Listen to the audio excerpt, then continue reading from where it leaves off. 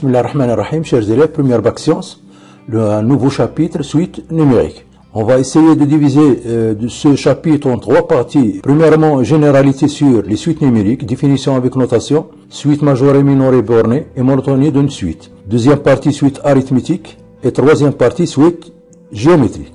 Donc, dans cette séance, on va voir les généralités sur les suites numériques, définition avec notation et suite majeure, mineure, bornée, monotonie d'une suite. Définition avec quelques exemples. Bon, pour la définition et notation.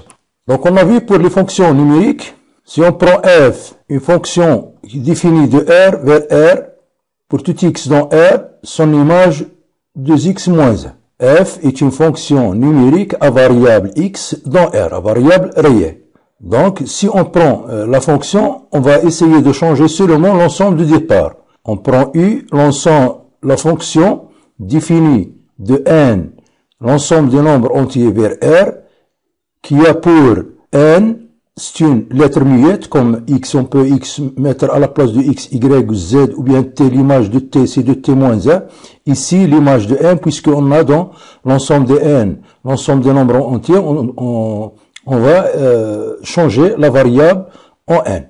L'image de n, c'est même image, 2n moins 1. Donc, c'est une fonction numérique qui est définie sur les nombres entiers.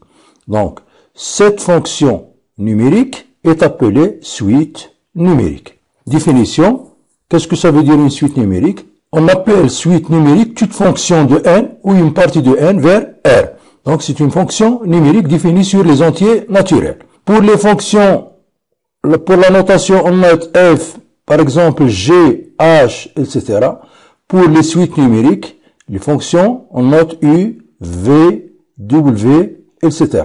Pour la variable, pour les fonctions numériques à variable réelle, on prend la variable en général x, l'image de x c'est 2x moins 1.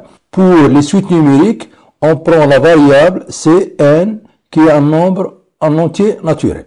Par exemple, si on prend l'image de 0, c'est u0, l'image de 0, il suffit de remplacer 1 par 0, on trouve moins 1. Par exemple, l'image de 1, c'est u1 est égal, on remplace n par 1, c'est 2 moins 1, c'est 1. L'image de 2, c'est u2, l'image de 2, c'est 4 moins 1, c'est 3. En général, l'image d'un entier n, c'est l'image de n, c'est 2n moins 1, etc. Donc, pour la notation, pour u0, l'image de 0 par cette suite numérique, on la note u indice 0. U indice 0 est égal à moins 1. Donc, c'est quoi U indice 0? C'est l'image de 0 par cette fonction numérique, tout simplement. U1, l'image de 1, on le note U indice 1. U indice 1, c'est 1. Pour l'image de 2, on le note U indice 2 est égal à 3, etc. L'image de n, c'est UN, c'est 2n moins 1. Donc, sont U0, U1, U2, c'est les termes de la suite.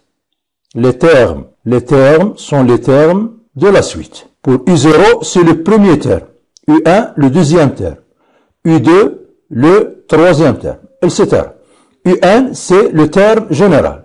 UN, donc UN est égal à 2n moins 1 et le terme général. Le terme général. Pour 0, 1, 2, 3, etc.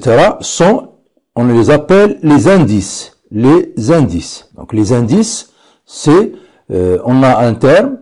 Le terme, il est défini par son indice. Par exemple, U0, c'est U d'indice 0. C'est-à-dire, pour calculer U0, il suffit de remplacer n par 0. Donc, pour la notation de la suite. Donc, puisque U, c'est une fonction, on a dit numérique, mais pour la notation, on va noter la suite UN, qui est le terme général entre parenthèses, n appartenant à n. Voilà la notation de la suite UN. Donc, c'est la suite UN qui est une fonction numérique. Puis, pour UN sans parenthèse, c'est le terme général de la suite.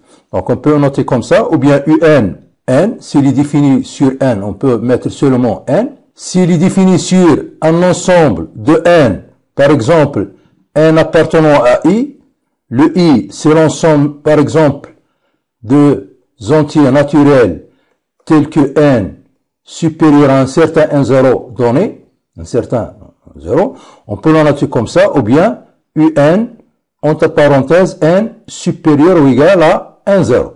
Par exemple, la suite du terme général, 1 sur n, on peut la noter 1 sur n, entre parenthèses, il est défini seulement pour n supérieur ou égal à 1, on met entre parenthèses n supérieur ou égal à 1, il n'est pas défini pour 0. C'est la notation de la suite. Donc, si on met un entre parenthèses n, ça veut dire qu'il est défini sur n tout entier.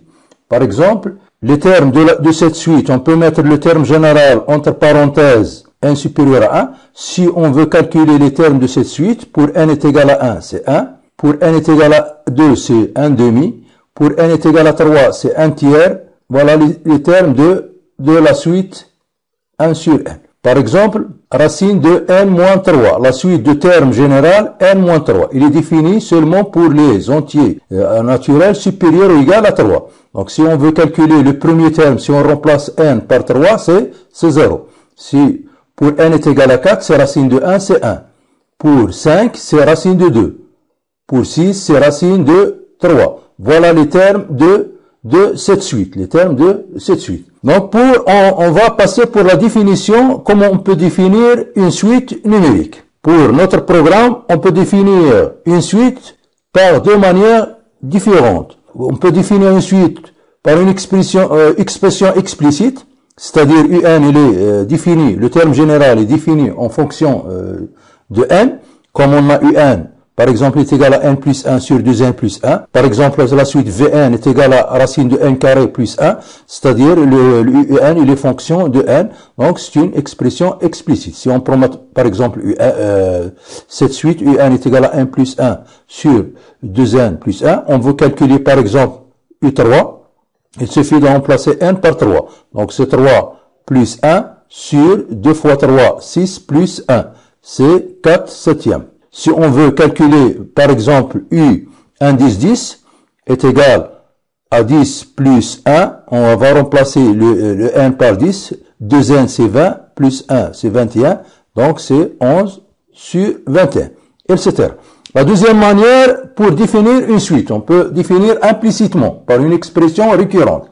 Qu'est-ce que ça veut dire? Pour calculer l'une de ces termes, donc il faut toujours revenir à la relation de récurrence. Cette relation un plus 1 est égale à 2 un plus 3, qu'est-ce que ça veut dire? Si on veut calculer un de ces termes, il faut revenir à le terme qui le précède. On va multiplier par 2 plus 3. On va mettre un exemple. Par exemple, on a le premier terme U0, C2. Par exemple, nous voulons calculer U1. Donc, d'après la relation de récurrence, c'est comme on a n est égal à 0. Donc, est égal à 2 fois le terme qui le précède, c'est-à-dire U0, 2 fois U0, plus 3. Après, on remplace U0 par U2, ça donne 4 plus 3, c'est 7. Si on veut calculer, par exemple, U indice 4, U4, qu'est-ce que ça veut dire? D'après la relation de récurrence, c'est 2 fois le terme qui le précède, U3, plus 3. Et pour calculer U3, il faut calculer U2. Et pour calculer U2, il faut calculer U1, etc. Donc, ce sont des suites qu'on appelle des suites récurrentes qui sont définies par une relation de récurrence.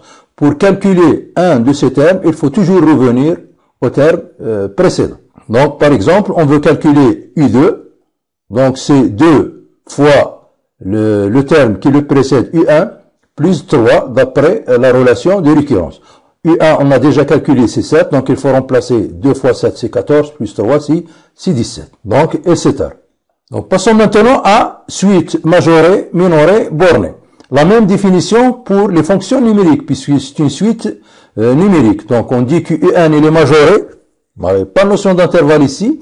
Les suites, pour l'étude de les suites numériques, on n'a pas affaire à des intervalles. Donc, on dit qu'une suite est majorée si il existe un réel M tel que, quel que soit n appartenant à I, il est défini sur l'ensemble I, UN est inférieur ou égal à M. Tous les termes de cette suite sont inférieurs ou égaux à ce réel grand M. On dit dans ce cas que la suite majorée.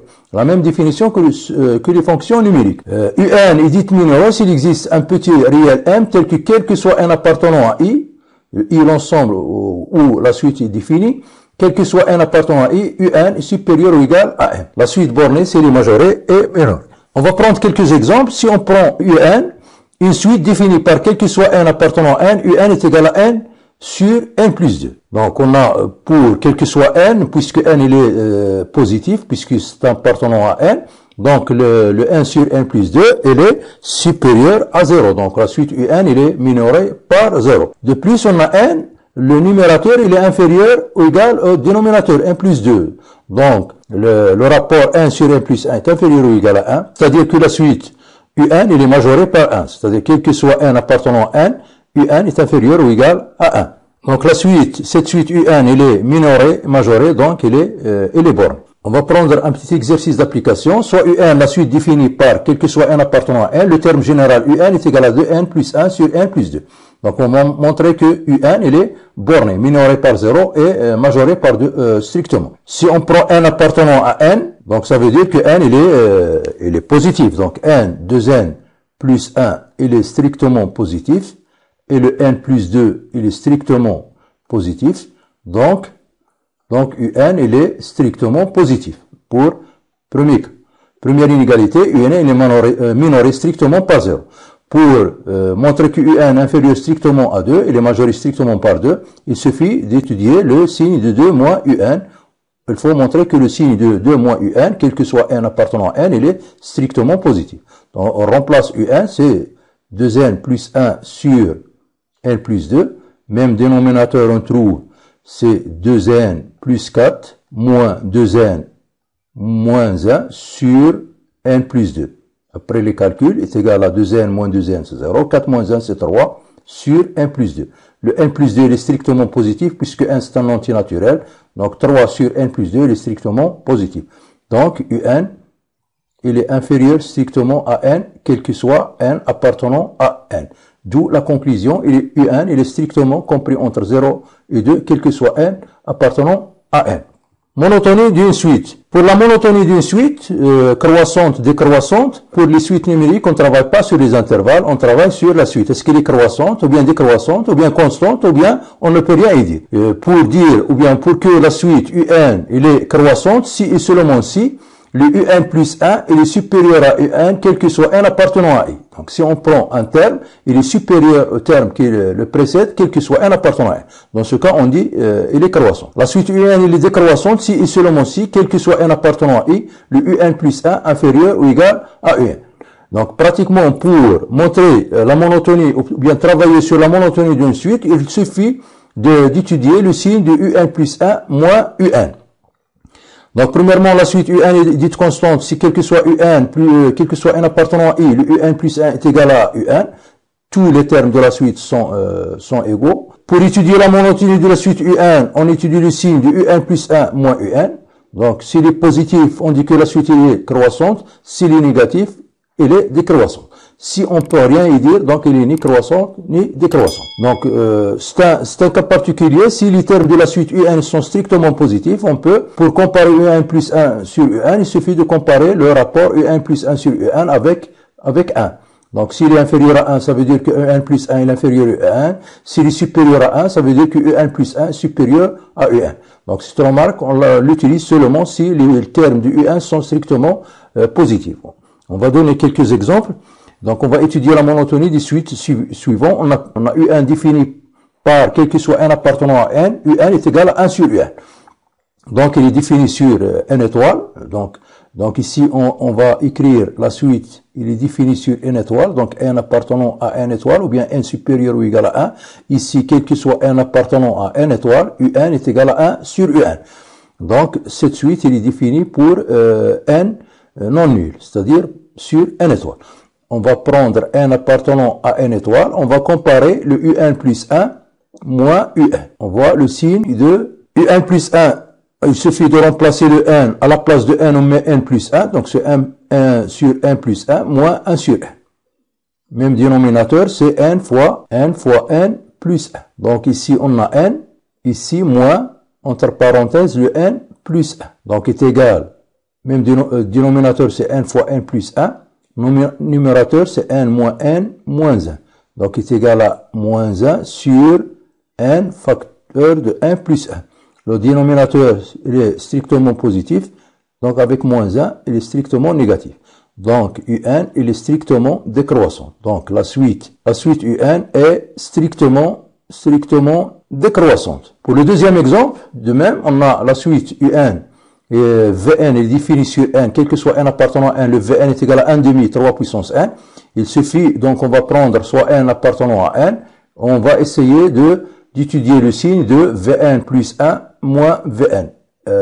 Ici, c'est n, pas n étoile, c'est n appartenant à n, puisqu'il est défini sur n. Vn plus 1 moins Vn. Donc, pour Vn plus 1, à la place de n, on va mettre le n plus 1. Donc, c'est 1 demi 3 puissance n plus 1. Voilà. Moins Vn, c'est 1 demi 3 puissance n. Le 3 puissance n, on peut l'écrire, ou bien 3 puissance n plus 1, c'est 3 puissance n fois 3. Donc, moins 1 demi 3 puissance n.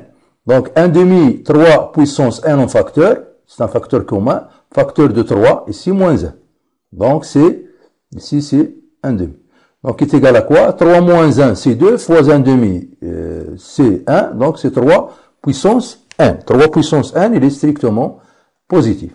Donc, la suite Vn, elle est strictement croissante. La suite Vn est strictement croissante. Donc, pour une petite remarque ici, la suite Un, entre parenthèses, n supérieur ou égal à 1. Attention, ici pour la notation.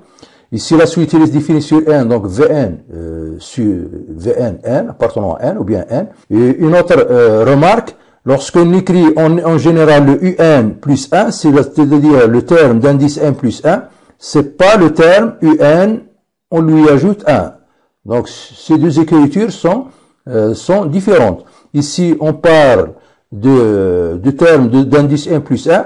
Ici, on parle de le terme Un, on lui ajoute 1, c'est-à-dire plus 1. Donc, il faut faire attention pour l'écriture. Donc, pour la prochaine vidéo, Inch'Allah, on va faire un exercice pour récapituler toutes ces généralités sur les fonctions. On va prendre deux exemples. Pour la suite UN, on va montrer qu'il est minoré par 0, majoré par 2, pour montrer que UN est strictement croissante. Pour la suite qui est suite récurrente, on va montrer que Vn il est supérieur ou égal à 0. Donc, on utilise le raisonnement par récurrence dans les suites. En général, pour les suites récurrentes, on utilise toujours, ou bien fréquemment, le raisonnement par récurrence. En question, pour dernière question, toujours le raisonnement par récurrence pour montrer que la suite Vn, elle est majorée par 2. Puis, déduire qu'il est borné. Donc, essayez de faire cet exercice. On se revoit, Inch'Allah, à la prochaine vidéo, Inch'Allah, pour la correction.